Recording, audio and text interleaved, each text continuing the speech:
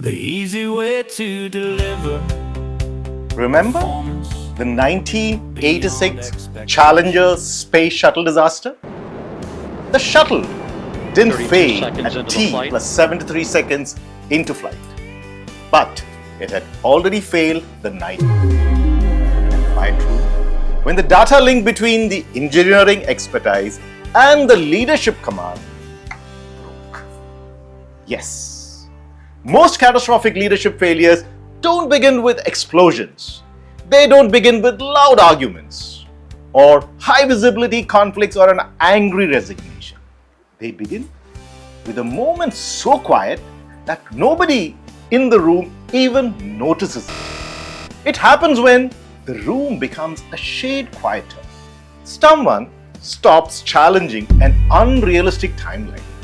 Then the collective energy shifts. Responses become shorter, cleaner, and safer. And because no one openly says anything directly, leaders make a fatal assumption. They assume compliance means alignment. But then the human system underneath them has already disconnected completely.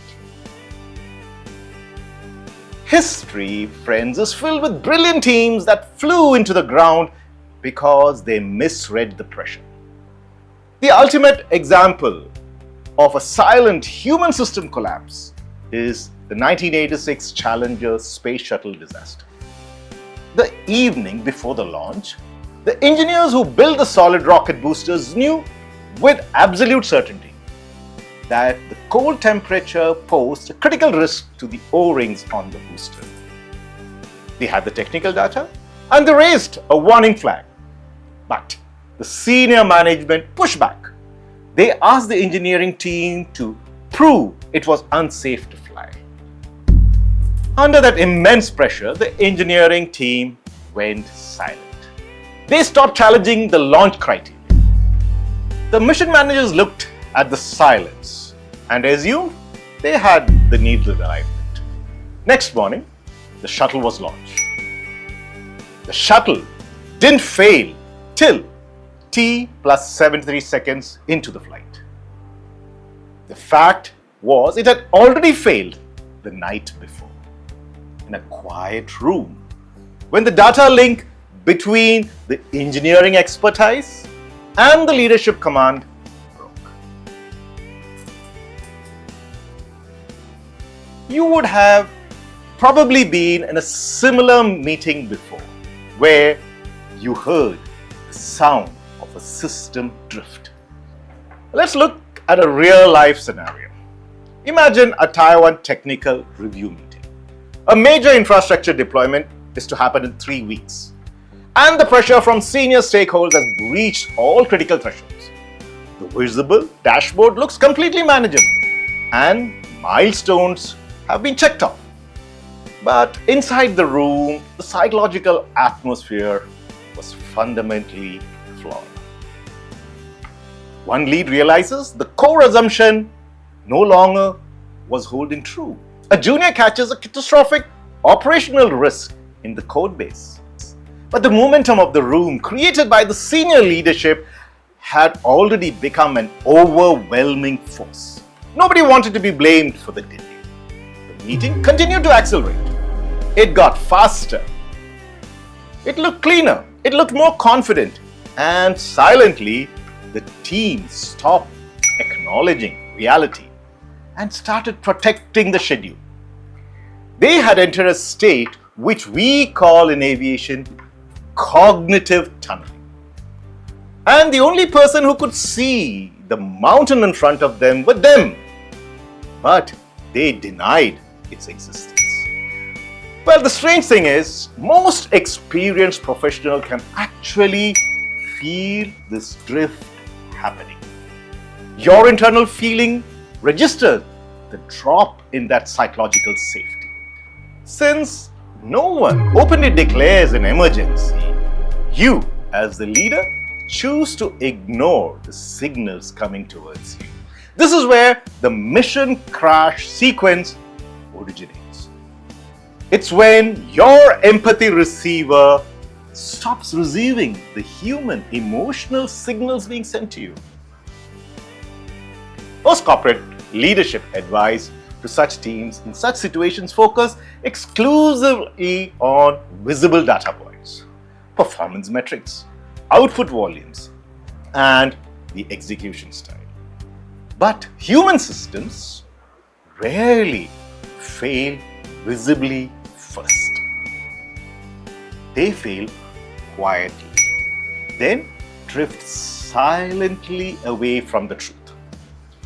When the stakes are high, human beings have a natural tendency to crave certainty because certainty feels safe.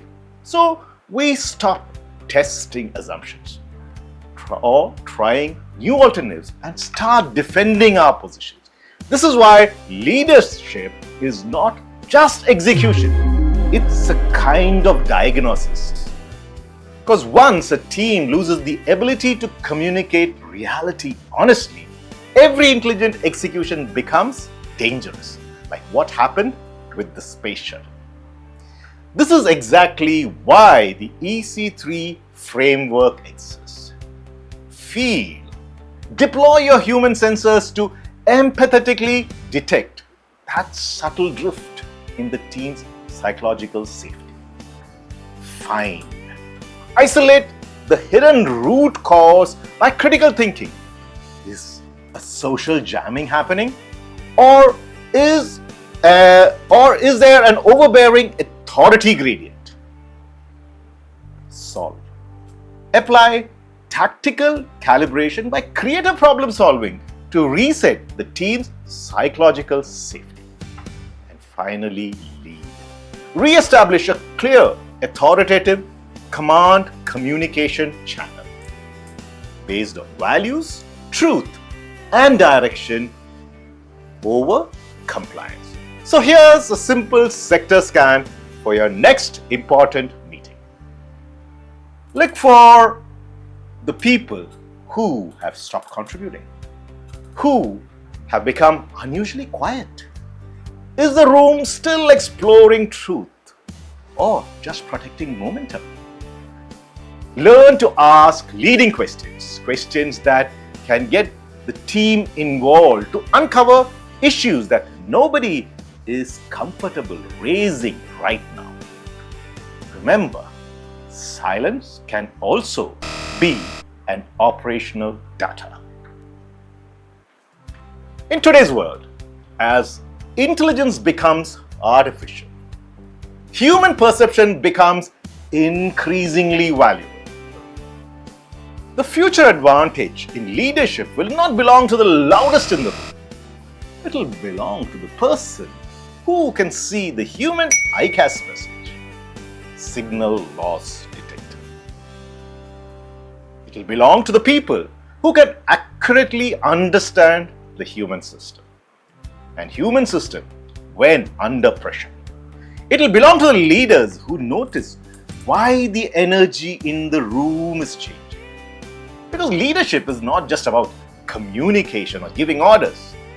It's situational awareness about the environment in which you are operating or is being created by your leadership style so that it's able to provide the clarity required under pressure. If, friends, this episode has helped you see leadership differently, subscribe through the EC³ Way. Because in a world becoming increasingly artificial, human capability becomes imperative to deliver performance beyond expectation. I am Group Captain Ranjit Isaac signing off. Jai Hind, my dear.